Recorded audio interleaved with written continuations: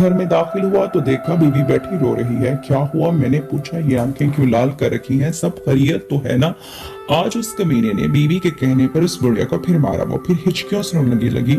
तुम्हें क्या, वो उसकी माँ है, तुम्हारी नहीं। और फिर बुढ़िया जबान चलाती होगी, बहू के मामलात में दखल देती होगी।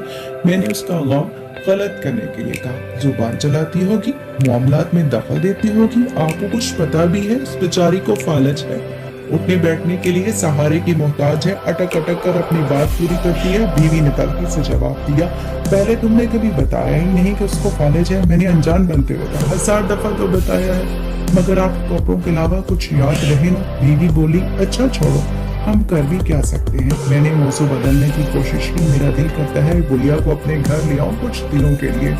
मेरी बीवी ने कहा, क्या क्या कहा, पागल हो गई हो, फिर आई मुसीबत अपने गले डालोगी। मुझे उसकी सोच पे गुस्सा आ गया, सिर्फ हफ्ते भर के लिए। उसने मेरे गुस्से को नजरअंदाज करते हुए कहा, शायद वो पहले से ही सब प्लान बनाकर बैठी थी। नहीं नहीं, यह नामुमकिन है। और फिर वो क्यों देने लगा अपनी माँ हमको। मैंने कहा, इसकी बीवी कई मर्तबा कह चुकी है कि बुढ़िया कहीं दफा तो हो नहीं सकती, कुत्ते की सी जान है, मरती भी नहीं। बीवी ने कहा, अच्छा ये कहती है वो। मैंने बीवी का दिल रखने के लिए कहा, बस अब आप मान जाएं, उसको अपने घर ले आए। ये कहते हुए वो मेरे पहलू में आ बैठी। और यही उसका खतरनाक हमला होता है, अपनी बात मनवाने का। अच्छा जी, अब उस बुढ़िया को घर लाने की जिम्मेदारी भी मुझ पे डाल रही, और ये तो सोचो कि तुम उसको संभाल भी लोगी। मैंने कहा, अच्छा बच्चे तो है नहीं, मैं भी घर में सवाई टीवी देखने के और क्या करती हूँ। चलो वो आ जाएगी तो मेरा दिल भी बहला रहेगा। उसने उदासी से कहा, हमारी शादी को 10 साल हो गए हैं, मगर औलाद से महरूम नहीं। मैंने सोचा चलो बात करके देखने में हर्ष नहीं है, कौन सा वो अपनी माँ हमें देने पर राजी हो जाएगा। अगर राजी हो गया तो। मैंने सोचा फिर भी एक हफ्ते की ही तो बात है, अगर बाद में अपने ही गले पड़ गया तो। अचानक मुझे ख्याल आया, अगर वो बुढ़िया मुस्तकिल गले पड़ेगी तो। मैंने अपने बच्चे का इजहार बीवी से किया। ये तो और अच्छी बात है। उसने खुश होते हुए कहा, सच कहते हैं औरत बेवकूफ होती है। मैंने दिल में सोचा। अगले दिन शाम को काफी सोचो विचार के बाद मैं उनके घर गया। कुछ बात करने के बहाने ड्राइंग रूम में बैठा। उसने झूठे मुंह भी चाय का नहीं पूछा, तो मैंने अपने प्लान के मुताबिक उससे कहा, मेरी बीवी फालिज का इलाज कुरान पाक से करना चाहती है और वो आपकी वालिदा का इलाज करना चाहती है। ये सुनकर उसने किसी खुशी का इजहार ना किया, तो मैंने बात जारी रखी। इसमें मसला ये है कि आपकी वालिदा को हफ्ता भर हमारे ही घर पर रहना होगा। आप फिक्र ना करें, हम उनका अच्छे से ख्याल रखेंगे। ये सुनकर उसके चेहरे पर शर्मिंदगी और खुशी के मिले जुले असरात पैदा हुए।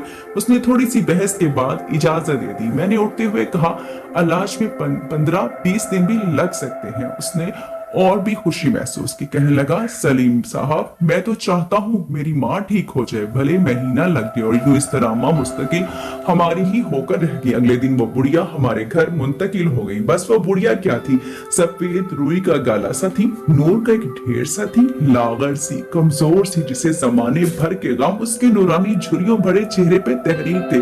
आंखों के बुझते चराग, कपकपाते होंठ, मुनासिब खुराक और देखभाल न होने की वजह से हालत और ज्यादा खराब थी। मेरी बीवी तो तन मन धन से उसकी सेवा में जुट गई। उसके लिए हर चीज नई खरीदी गई, बिस्तर, कंबल, चादरें, कपड़े, अच्छी खुराक और खिदमत से अम्मा के चेहरे पर रौनक आने लगी। पता ही न चला महीना गुजर गया। पहले उसकी बहू हर 2 दिन बाद आती रही, फिर 4 दिन का वक्फा हुआ, फिर हफ्ता होने लगा। अम्मा को वापस ले जाने की बात ना उसने की ना हमने। दूसरे महीने में वो एक ही दफा आई। घर की मसरूफियत कोरोना रोती रही। तीसरे महीने के बाद उसने आना बंद कर दिया। मैंने बीवी से कह दिया, अब अम्मा तुम्हारी जिम्मेदारी बन गया, तुम संभालो। बीवी ने खुशी का इजहार किया। गालबन ये 7वां महीना था। उस आदमी को उसकी बीवी ने कत्ल कर दिया और बाद में वो खुद भी पकड़ी गई और शुअम्मा सिर्फ हमारी ही होकर रह गई। इधर जैसे जैसे अम्मा की तमन्नाई बहाल हो रही थी, चेहरे पर रौनक मस्तान आने लगी, वैसे वैसे मेरा कारोबार तरक्की करने लगा। ऐसा लगता है जैसे जैसे मुझ पर धन बरसने लगा। और साल भर में मेरी 3 दुकानें हो चुकी थी। तीसरे साल हम तीनों, मैं, बीवी और अम्मा ने हज की सादत हासिल की। गुलिस्तान जोहर में 510 बंगला खरीद कर वहां शिफ्ट हो गया। अम्मा हमारे साथ साथ नहीं, हर पल उनका हमें दुआएं देते गुजरा। हम मियां बीवी खुशी से फूले न समाते। अजीब करामात ये हुई कि अम्मा की बरकत और दुआओं से अल्लाह रब्बुल इज्जत ने मुझे औलाद से नवाजा। आज वो हमारे दरमियान नहीं, मगर उनकी कमी शिद्दत से महसूस होती है, जैसे कोई अपना कहीं खो गया। हमने कभी भी उनसे उनका नाम तक नहीं पूछा, बस ये उनसे खलूस का रिश्ता। पिछले दिनों मेरी बीवी बहुत खुश थी, वजह पूछी तो कहने लगी, मैंने एक ख्वाब देखा है। कैसा ख्वाब?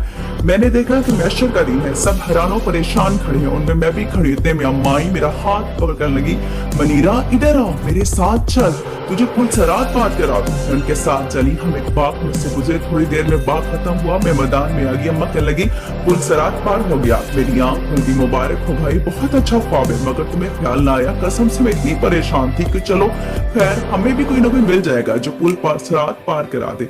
आमीन, बीवी ने जिस दिल की गहराइयों से कहा। फिर मैंने ये नहीं बताया कि ऐसा ख्वाब मैं भी देख चुका हूं, बस फर्क ये था कि अम्मा ने मेरा हाथ पकड़ते हुए चलो तुम्हें मनीरा के पास ले जाओ, वो पुलसरात के पास तुम्हारा इंतजार कर रही है।